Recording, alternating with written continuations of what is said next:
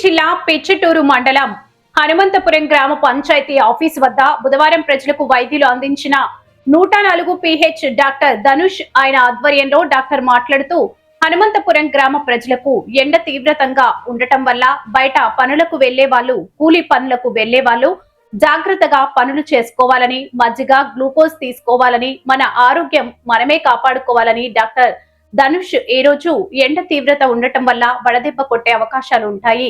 ORS అందించారు. TP అనే వ్యాధి ఎట్లా వస్తుందని డాక్టర్ తెలిపాడు. అందరికీ అందజేసి ఎండలకు భయపడకుండా జాగ్రత్తలు తీసుకోవాలని డాక్టర్ తెలిపారు. ఈ కార్యక్రమంలో ఎమ్మెల్యే హెచ్పి పుష్ప, ఏఎన్ఎం కస్తూరి, ఆశా వర్కర్లు, వైద్య సిబ్బంది పాల్గొన్నారు.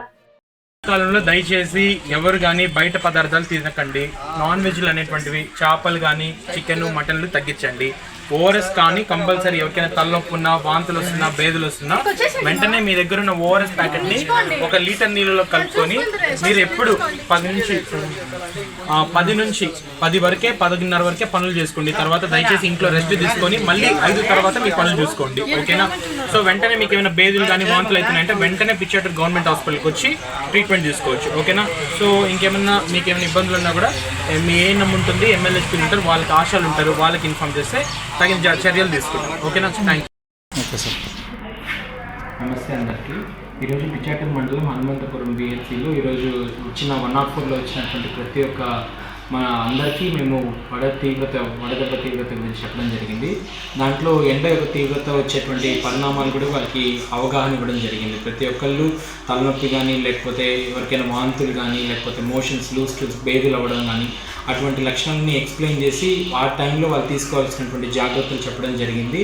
అండ్ ప్రతి ఒక్క పేషెంట్కి ఓఆర్ఎస్ ప్యాకెట్లు కూడా మేము డిస్ట్రిబ్యూట్ చేయడం జరిగింది. సో ప్రతి ఒక్కరికి పిచ్చాటూరు మండలంలో ఉన్నటువంటి ప్రతి ఒక్కరికి చెప్పడం ఏంటి అంటే 9-11 వరకే మీరు పనులు చేసుకోవాలి. 11 తర్వాత నుంచి ఎండ తీవ్రత ఎక్కువ ఉంటుంది కాబట్టి వాళ్ళందరూ చల్లటి ప్రదేశాల్లో ఉండడం, తర్వాత ఏమైనా పనులు ఉంటే కూడా 5 తర్వాత చేసుకోమని కూడా వాళ్ళకి అవగాహన కల్పించడం జరిగింది.